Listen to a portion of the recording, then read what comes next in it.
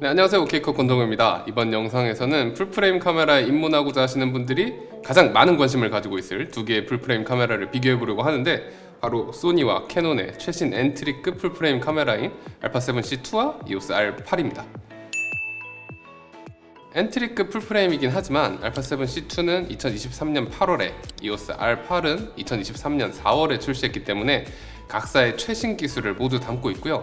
두 카메라 모두 제가 직접 써보면서 리뷰를 진행했었으니까 자세한 사항이 궁금하시다면 리뷰를 참고하시면 좋을 것 같아요.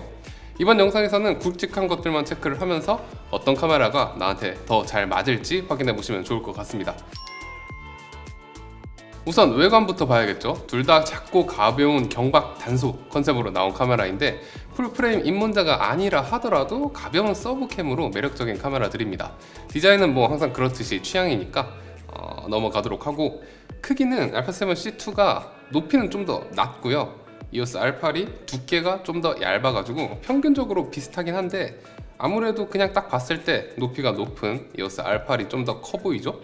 무게 같은 경우에는 배터리와 SD카드를 모두 넣은 기준으로 α7C2는 514g, 그리고 EOS R8은 461g이라서 53g의 차이가 나는데 이거 꽤 큽니다. 막상 들어보면 α7C2는 생각보다 무겁고 EOS R8은 생각보다 가벼운 느낌이에요. 약간이나마 크기가 작은 게 우선인지, 약간이나마 무게가 가벼운 게 우선인지 사람마다 다를 것 같아서 이 부분은 둘 다 비슷하다고 볼 수 있을 것 같습니다. 그 다음은 카메라를 사용할 때 얼마나 쾌적하게 작동하는지, 설정을 바꿀 때 얼마나 빠릿빠릿하게 바꿀 수 있는지, 이런 것도 중요하잖아요. 일단 EOS R8 같은 경우에는 다이얼도 2개밖에 없고 커스텀 버튼도 없는데 반해서 α7C2는 조리개, 셔터 스피드, ISO, 노출 보정 값을 조절할 수 있는 다이얼이 4개나 달려있는 데다가 커스텀 버튼도 하나 있어요.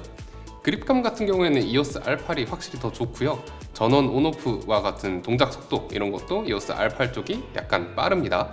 그래도 저는 버튼과 다이얼이 많은 α7C2의 조작성이 훨씬 만족스러웠기 때문에 조작성은 α7C2가 나은 것 같습니다. 뷰파인더의 스펙은 둘 다 236만 도트이며 120Hz를 지원하는 등 동일합니다. 하지만 스펙이랑은 다르게 실제로 사용을 해보면 α7C2의 뷰파인더는 EOS R8에 비해서 눈에 대기도 좀 어렵고요. 뷰파인더의 화면도 밝기 표현이라든가 뭐 그런 것들이 아쉬운 퀄리티를 보여줬어요. 스위블 LCD 같은 경우에도 EOS R8은 3인치에 162만 도트, α7C2는 3인치에 103만 도트로 EOS R8이 스펙에서부터 크게 앞서고요. 실제 사용을 할 때도 뭐 컬러 표현이나 명부 표현 뭐 이런 것들 EOS R8 쪽이 훨씬 더 좋은 편이에요. 그래서 뷰파인더와 LCD는 EOS R8이 낫습니다. 포커스는 둘 다 굉장히 좋아요. AF-S는 뭐 빠르고 정확해서 정물, 풍경, 인물 찍을 때 당연히 문제 없고요. AF-C 모드가 중요하잖아요. 역시 둘 다 최상급이라서 움직이는 인물이나 동물 촬영 같은 것들 할 때 아무런 걱정을 할 필요가 없습니다. 굳이 좀 파고 들어가지고 분석을 해보면은 서로 약간의 장단점이 있어요. EOS R8 같은 경우에는 포커스 모드나 추적 여부 등의 조작이 매우 편리하고, 피사체 추적 오토 모드가 있어가지고 사람, 동물 번갈아 가면서 찍을 때 오토 모드로 놓고 찍으면 돼서 편리한 점이 있습니다. α7C2의 AI AF는 피사체 앞에 이제 장애물이 지나간다던가 아니면 뭐 극도의 안각이나 부감샷 같은 것들을 촬영할 때 포커스 헌팅하는 그런 시간이 거의 없고요. 굉장히 안정적인 모습을 보여주는 게 또 큰 장점이에요. 그래서 뭐가 더 좋냐고 물어보신다면 둘 다 진짜 좋습니다. 동영상을 찍는다거나 어두운 곳에서 낮은 shots으로 사진을 찍을 때 핸드헬드로 촬영을 하시게 된다면 이 손떨림 방지라는 기능이 상당히 유용합니다. α7C2에는 7스톱짜리 손떨림 방지 기능이 들어가 있지만 아쉽게도 EOS R8은 손떨림 방지 기능이 아예 빠져 있어요. 캐논에는 손떨방이 달린 렌즈가 많아가지고 어느 정도 상쇄가 가능하긴 한데, 그래도 뭐 상쇄가 된다는 것 뿐이지 당연히 없는 것보다 있는 게 좋잖아요. 네, 그 다음은 연사도 한번 살펴보겠습니다. 아이들을 찍거나 동물, 웨딩, 스포츠 뭐 이런 상황 등 생각보다 굉장히 많은 상황에서 연사 능력이 필요한 경우가 많은데요. α7C2는 무손실 압축으로 7연사, 손실 압축으로는 10연사가 가능해서 무난한 수준의 연사 능력을 보여주고요. EOS R8 같은 경우에는 기본적으로 6연사가 가능합니다만 전자식 셔터로 전환을 하게 되면 최대 40연사까지 촬영이 가능합니다. 버퍼가 40연사를 할 때는 1.1초로 굉장히 짧긴 하지만 20연사는 4.1초 정도 지속 촬영할 수 있어서 상당히 쓸만하고요.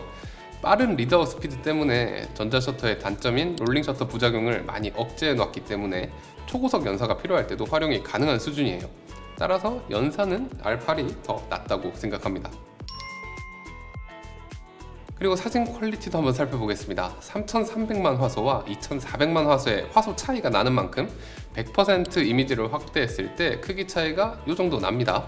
확실히 3300만 화소라고 이제 사이즈가 큰 만큼 크롭을 한다거나 할 때 유리하긴 하지만 이게 또 뭔가 큰 차이가 난다고 하긴 좀 애매하고요. 저조도 노이즈 성능 같은 경우에도 3300만 화소랑 2400만 화소의 차이가 있는 만큼 같은 사이즈로 확대해가지고 비교를 해봤을 때도 이 정도의 차이가 납니다. 이오스 R8 쪽이 노이즈가 좀 더 정갈하고 컬러도 덜 틀어지는 것을 볼 수 있긴 하지만 그것도 또 많이 차이가 난다고 할 정도는 아닐 것 같아요. 다이나믹 레인지 같은 경우에는 복원 테스트를 해봐도 진짜 제 눈에는 아예 차이를 느낄 수 없었고요. 실제로 이 카메라들로 로우 촬영을 한 다음에 보정을 해야 될 때도 거의 느끼기 힘들었습니다. 그래서 다이나믹 레인지도 거의 비슷하다고 봐야 되고, 용량 같은 경우에는 똑같은 차트를 똑같은 세팅으로 찍었을 때 로우 파일의 용량이 화소가 큰 α7C2가 39.53메가, 이오스 R8이 26.55메가로 약간 더 큰 편이고요. JPG 색감 같은 경우에는 역시 캐논의 인물 컬러가 더 좋다고들 많이 알려져 있지만 저는 소니의 JPG 색감도 그 흔히 말하는 4세대 바디 이후에는 굉장히 좋아졌다고 생각을 하거든요. 그래서 이것저것 종합해 봤을 때 사진 이미지 퀄리티가 누가 나을지 따져본다면 이건 영상의 이미지 퀄리티 같은 경우에도 살펴보겠습니다. 4K 24p 퀄리티는 둘 다 매우 좋아요. 다만 영상 녹화 포맷을 설정할 때 디테일한 측면은 α7C2가 더 좋습니다. α7C2 같은 경우에는 로그 촬영을 하지 않아도 10비트 촬영이 가능하고요. 영상의 용량과 코덱 같은 경우에도 디테일하게 설정을 할 수가 있습니다. 로그의 경우에도 α7C2는 S로그3를 지원하고요. 이오스 R8은 C로그3를 지원하지만 S로그3가 C로그3에 비해서 조금 쓰기 어렵다는 단점이 있어도 다이나믹 레인지가 더 넓기 때문에 장점이 많은 로그라고 생각해요. 고감도 노이즈의 경우에는 비슷비슷한 정도를 보여주지만 이오스 R8은 고감도 노이즈 감소 옵션을 조절할 수 있어서 디테일과 노이즈 리덕션 사이의 밸런스를 자기 취향껏 잡을 수 있습니다. 고속 촬영의 경우에는 α7C2는 4K 60p를 지원하지만 크롭이 되고요. FHD는 120p까지 지원을 합니다. 이오스 R8의 경우 논크롭 4K 60p를 지원하고요. FHD는 최대 180p까지 지원을 합니다. 4K 60p의 화질 같은 경우에도 논크롭 4K 60p를 지원하는 이오스 R8 쪽이 좀 더 좋아요. 그리고 영상에서 중요하게 보셔야 될 부분이 롤링 셔터 부작용인데, 롤링 셔터 부작용이 억제될수록 핸드헬드 촬영을 한다거나 움직이는 피사체를 찍을 때 이미지의 왜곡이 덜 생깁니다. 비교를 해보시면 알겠지만 α7C2는 롤링 셔터가 심한 편이고 이오스 R8은 탈보급기 수준의 롤링 셔터를 보여줘요. 따라서 영상 이미지 퀄리티는 각자 장단점이 있긴 하지만 전체적으로 롤링 셔터 억제 그리고 논크롭 4K 60p를 고려했을 때 이오스 R8에 손을 들어주고 싶습니다. 적정 온도의 실내 4K 24p 촬영에서는 두 카메라 모두 2시간 이상 촬영이 가능하고요. 4K 60p를 찍는 경우에는 α7C2는 1시간, 이오스 R8은 25분 정도 촬영을 하고 발열로 셧다운 되게 됩니다. 4K 60p에서 발열 시간이 차이가 나긴 하지만 α7C2는 4K 60p 크롭 된다는 점, 그리고 장시간 녹화를 할 때 많이 활용할 4K 24p는 둘 다 길게 촬영이 가능하다는 점을 감안해서 발열은 동점으로 하는 게 맞을 것 같아요. 배터리는 4K 24p 영상을 촬영해보면 α7C2는 2시간 10분 정도 촬영이 가능했으며 이오스 R8은 1시간 정도 촬영이 가능했습니다. 일단 배터리 덩치 차이부터 α7C2 쪽이 든든하죠. 사진에서는 영상만큼 엄청난 배터리 차이가 나는 건 아니었지만 그래도 체감될 정도로 이오스 R8의 배터리가 더 빨리 닳았어요. 그래서 당연히 α7C2에게 점수를 주겠습니다. 네, 카메라 선택할 때 또 가장 중요한 것 중에 하나가 렌즈군일 텐데, 캐논 RF 마운트에는 이오스 R8과 잘 어울리는 작고 가벼운 렌즈들이 잘 갖춰져 있습니다. 특히 RF28mm f2.8 렌즈, 그리고 RF35mm f1.8 렌즈, 그리고 RF10400 같은 렌즈는 진짜 엄청난 가성비랑 좋은 퀄리티를 보여줍니다. 하지만 소니의 FE 마운트 이거는 비교가 미안할 정도로 선택의 폭이 말도 안 되게 넓어요. 소니 자체에서도 작고 가벼운 저가형 렌즈들이 존재하는 데다가 경박 단소 컨셉을 아예 노리고 나온 작고 가볍지만 성능까지 좋은 단렌즈 G 트리오, 줌렌즈 같은 경우에는 2070 f4 이런 렌즈들이 있고요. 빌트록스나 삼양 같은 브랜드에서 내놓는 가성비가 진짜 좋은 렌즈들, 그리고 탐론이나 시그마 같은 데서 나오는 가성비도 좋으면서 성능까지 굉장히 좋은 그런 렌즈들도 있죠. 물론 입문을 할 때 렌즈 한두 개만 쓴다면 이 두 카메라에 큰 차이가 없겠지만 미래는 알 수 없어요. 그냥 카메라가 재밌어져가지고 이 렌즈 저 렌즈 이 화각 저 조리개 이렇게 막 써보고 싶어진다면 선택 옵션이 많은 α7C2가 압도적으로 좋다고 생각합니다.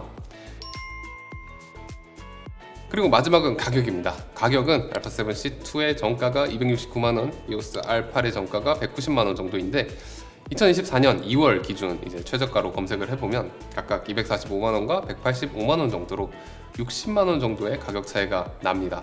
그러니까 가격은 당연히 EOS R8이 더 좋고요.